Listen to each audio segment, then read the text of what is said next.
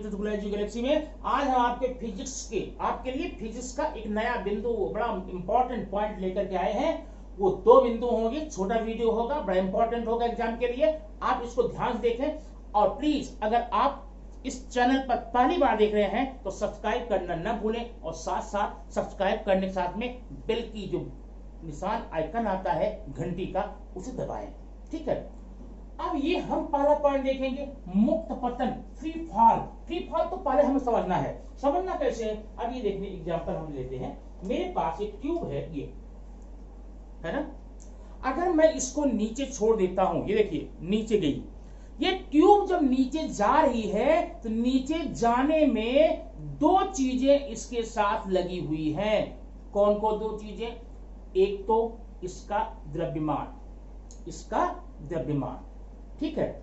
और द्रव्यमान का मतलब समझ लीजिए पृथ्वी द्वारा लगाया गया आकर्षण बल। और दूसरी बात जो प्रॉब्लम क्या है, जब ये ट्यूब नीचे जा रही थी तो ये फ्रीली नहीं गई, मुक्त होके नहीं गई। क्यों नहीं गई? क्योंकि इस पर नीचे जाते समय हवा, वायुमंडल का घर्षण झेलना पड़ता है। तो जितना बल ये नीचे लगाती है, हवा भी उत्प्लावन बल ऊपर लगाती, ऊपर तरफ, मतलब फ्रीली नहीं गई, मुक्त होके नहीं गई। यह नीचे जाते समय रगड़ का, घर्षण का सामना करते हुए गई। मतलब नीचे जाने में इसके गुरुत्वाकर्षण बल तो काम कर रहा था, लेकिन अवरोध कर रहा था। कौन कर रहा था अवरोध? हवाएं, हवा की सतहें, ठीक है ना। तब इसको हम मुक्त पतन नहीं बोलेंगे, इसको हम फ्री फॉल नहीं बोलेंगे।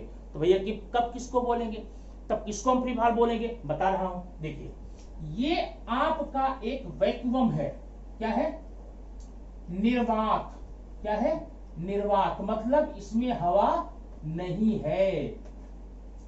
अब इसमें जब किसी चीज को नीचे छोड़ेंगे, वह वस्तु नीचे आएगी। किसके प्रभाव में आएगी?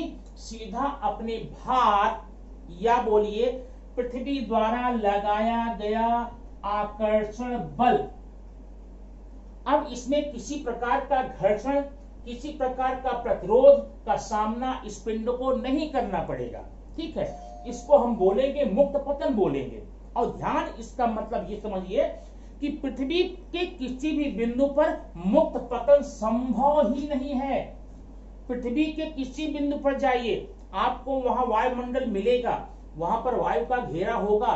जब भी किसी चीज को नीचे डालेंगे, नीचे छोड़ेंगे, उसे हवा के घर्षण का सामना करना पड़ेगा। इसलिए पृथ्वी के किसी सतह पर मुक्त पतन का होना संभव नहीं है।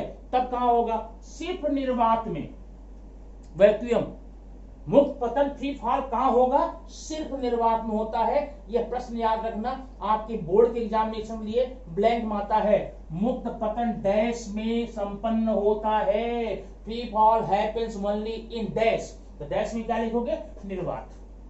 मुक्त पतन सिर्फ निर्वात में ही संभव है। ठीक है, आप देखिए। अब अगला हम आपको बताएंगे, अगला पॉइंट इससे संबंधित ऐसे ही है, एक और पॉइंट है, उसको आप देख लेंगे। उसे हम बोलते हैं पलायन वेग।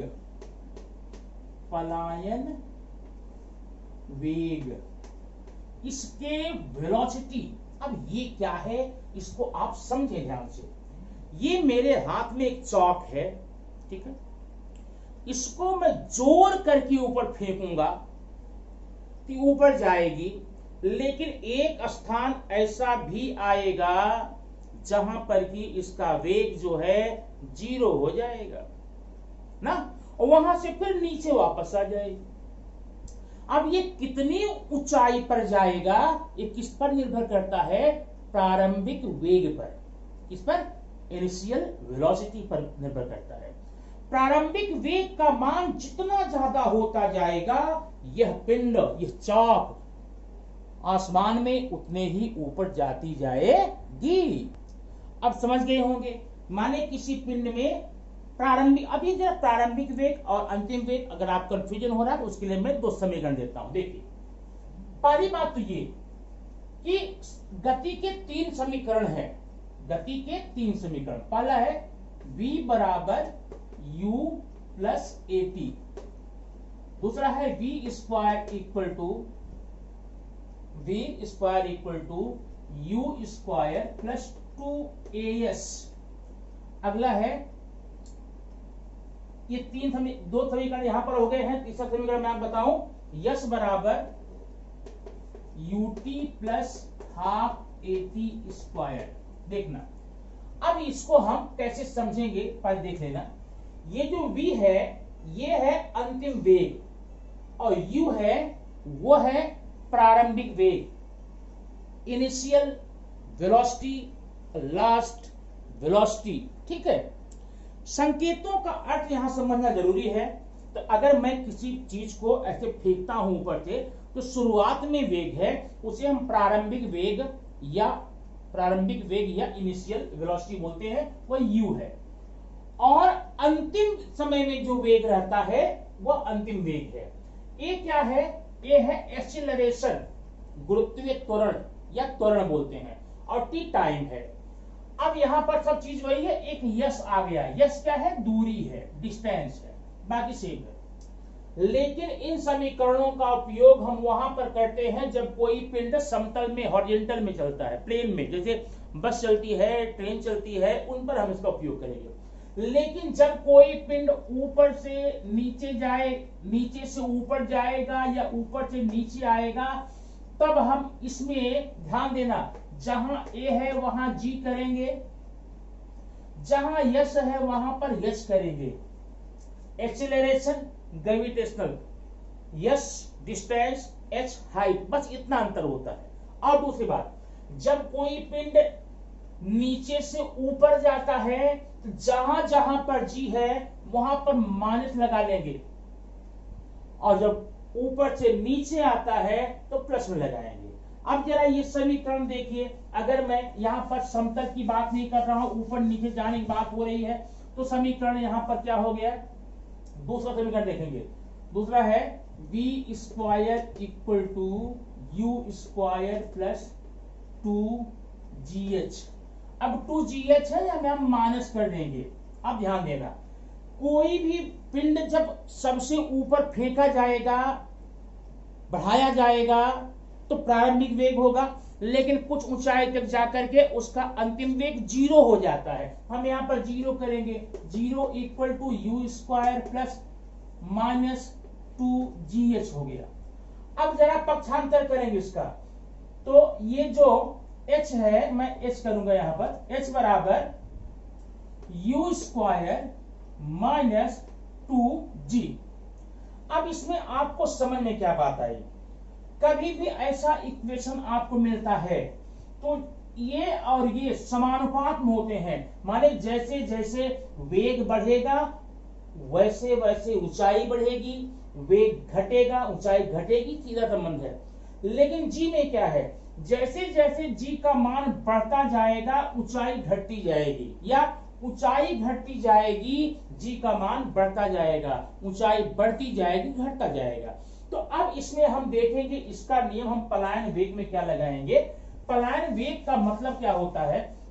जब कोई पिंड आप नीचे से ऊपर फेंकते हैं, कुछ दूर जाने के बाद उसका अंतिम वेग 0 हो जाता है, और फिर वह पृथ्वी के आकर्षण बल के कारण नीचे आ जाती है। अब किसी पिंड की ऊंचाई, कितनी ऊंचाई पे जाएगा ये फिक्स नहीं है। क्यों? डिपेंड करता है कि प्रारंभिक वेग कितना है, आपने कितने वेग से फेंका है। आपने बहुत तेज वेग से फेंका है, बहुत ऊपर जाएगा। लेकिन कभी कभी यही वेग इतना तीव्र हो जाता है कि वह पिंड पृथ्वी की आकर्षण कक्षा से बाहर निकल जाता है और फिर दोबारा वापस नहीं आता। ठीक है, इसी वेग को बोलते हैं पलायन वेग। अब परिभाषा सुन लीजिए, वह न्यूनतम वेग, वह कम से कम वेग जिसके द्वारा फेंकी गई कोई भी वस्तु पृथ्वी की आकर्षण कक्षा से या पृथ्वी की कक्षा से बाहर निकल जाती है और फिर दोबारा नहीं आती है, उसको हम कहते हैं पलायन वेग। बराबर है 20। यह पलायन। अब जितने भी रॉकेट होते हैं जो ऊपर सैटेलाइट को ले जाते हैं ऊपर, उसमें यही पलायन वेग भी शामिल होता है। क्यों? माने इतना तीव्र वेग होता है कि उसे पृथ्वी एक झटके में ही पृथ्वी की आकर्षण क्षेत्र से बाहर ले जाके छोड़ देता है और पहुंच जाता है स्पेस में, और स्पेस पहुंचने के बाद में स्पेस में जाता है, स्पेस पहुंचने के बाद में वो दोबारा वापस नहीं आता है। तो ये बेटा आपका हो गया पलायन वेग। नहीं, पलायन वेग कैसे दिखाओगे, यस बराबर होगा u²/2g। इससे आपका समझ में आ जाएगा। माने ये यस ऊंचाई मान लो, यस मान लो, ऊंचाई किस पर डिपेंड करती है, वेग पर। वेग जितना बढ़ाते जाओगे ऊंचाई बढ़ती जाएगी। तो यह जो है एक मिनिमम वेग है, ऐसा वेग जिसके द्वारा फेंकी गई कोई भी वस्तु पृथ्वी की कक्षा से बाहर निकल जाए फिर दोबारा वापस न आए, उसको हम क्या कहेंगे, पलायन वेग। ठीक है, तो ये आपका रहा वीडियो 2 पॉइंट का। कैसा लगा कमेंट बॉक्स में जरूर बताना, क्योंकि आपके कमेंट को मुझे इंतजार रहेगा। थैंक यू वेरी मच, फिर मिलेंगे नेक्स्ट वीडियो में।